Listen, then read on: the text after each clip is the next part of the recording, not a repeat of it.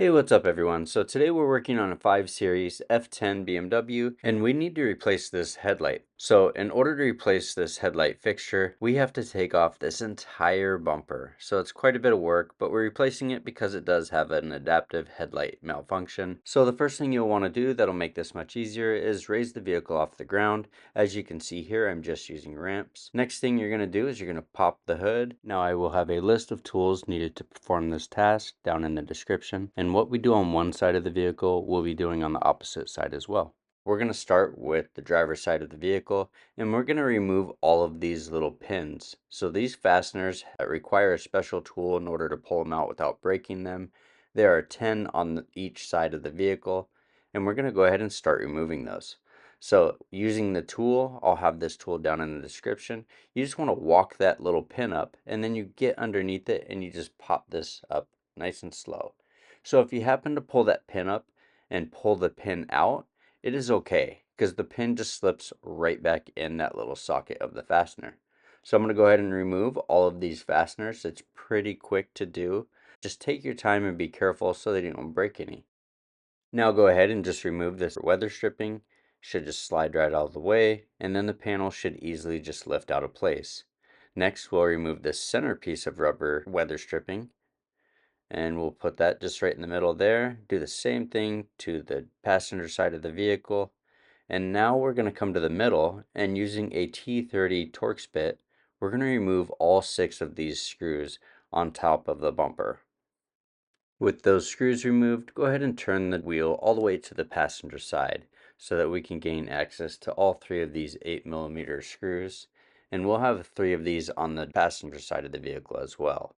So just remember as I walk you through this that anything you do to one side of the vehicle, you'll have to do to the opposite side of the vehicle as well. Should be a total of 6. For this next step, you'll use the same 8mm socket, and it'll make it easier if you have an extension with a wobbly adapter. Another helpful tip is use a strap or a bungee cord to pull the paneling out of your way. It'll make it so much easier. And then here are the 2 8mm screws that you need to remove. I just used my socket with the extension there and it was pretty easy. And then the whole panel should be loose there. We're going to do the same thing to the other side. Once that's done, we're going to come down here and we're going to remove all 10 of these fasteners holding the bottom side of the bumper in place. Removing these was the main purpose of raising the vehicle, although they're accessible without raising it. Next, we'll go ahead and remove this little vent here. This has a cover on it that just pops off. Using the plastic pry tools makes it really nice to not scratch or damage anything. And then there's a little fastener here. There's one on each side, and you'll want to remove this like you did the ones up above. And all the fasteners seem to be the same size, so you don't have to worry about mixing them up or not. Next, we should just be able to lift the bumper off. So I'm not going to disconnect all of the electrical connections. I'm going to sort of support it and let it sit here. But if you want to remove all the electrical connections, you could then remove the bumper completely. Now we're going to work our way over to the headlamp. And in order to remove this, you're going to use your T30 and you're going to remove 5 screws on this fixture. The second one will be all the way back here. I'll show you a little image of it real quick. Using an extension to reach in there is really helpful. Now that we have those 2 screws removed, we're going to move to the front of the fixture and then we'll do the ones up top. This lower screw will be the longest out of the 5. And then you have a silver screw, and this screw will be on the outside of the light, and then we have one more on the inside. This bottom screw will be the longest out of the 5. And then we're going to go ahead and remove this fixture. So when removing the fixture, just pull it straight out, and then you're going to have to press pretty hard on the upper and lower tabs of this harness and then pull it straight out. Here's a quick view of what the back of the light fixture looks like, and now we're going to go ahead and swap out with our new one. So if your car looks like you just hit a bear, then you are definitely on the right track. Now in the reverse order, we are going to reinstall our replacement fixture. So we're going to plug this in, we're going to set it into place, and I highly recommend testing the fixture before you put everything back.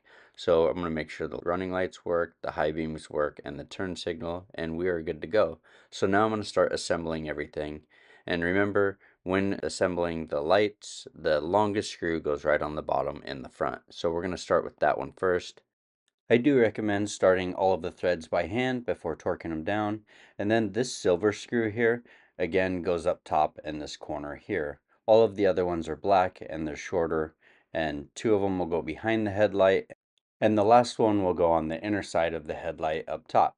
So we'll go ahead and get those tightened down, and then we're going to go ahead and install the front bumper. So once that's in place, we'll lift the bumper and we'll just gently sort of walk it into place until all the edges and panels are aligned. Now from the inside of the wheel well, you want to make sure all the panels and holes line up. Then we'll go underneath and make sure that this plastic piece of the bumper is overlapping the bottom shield. And then make sure both your rivet holes for the front vents are lined up properly. Now install the 2 8mm bolts up into the top of the panel, connecting the 2 panels, and then we'll go ahead and install the 3 8mm bolts on the outside of the wheel well here. I always recommend starting all of the screws by hand so that you don't over tighten them and cause it to strip the hole on the inside. So we're going to go ahead and get these tightened up, and then I will use the impact on it and we'll move to the other side. So we're going to do the exact same thing over here, starting with pulling the panel out of the way with our strap. Then we will reattach our bumper to the quarter panel using the 2 8mm screws inside the panel here. Once you have those started, you could use an impact to get them in place, and then go ahead and install the 3 8mm screws on the outside of the wheel well. Now we'll align the bumper with the little vent on the front side here. The bumper plastic will be underneath the vent, and then you just install your fastener to hold them together. Now install your cover by snapping it into place. Now it is time to reinstall the 6 T30 screws that hold the bumper into place. These 6 screws should secure the bumper tightly to where there is no more movement in the bumper. Now we'll install each of the side panel, followed by inserting all 10 of these fasteners. You just slip the fastener into the hole and then press down on the top tab. Once you have all of those installed, we'll go ahead and reinstall the weather stripping. It is pretty simple. It just sort of presses and clips onto the molding itself. Now we'll install the passenger side molding, and once we have this installed, we'll come through and install this centerpiece of molding, which you can also just press into place. The groove on this is a little wider, so it's a little harder to push down, but you'll know it's in place once you have it done correctly, and then we are good to go.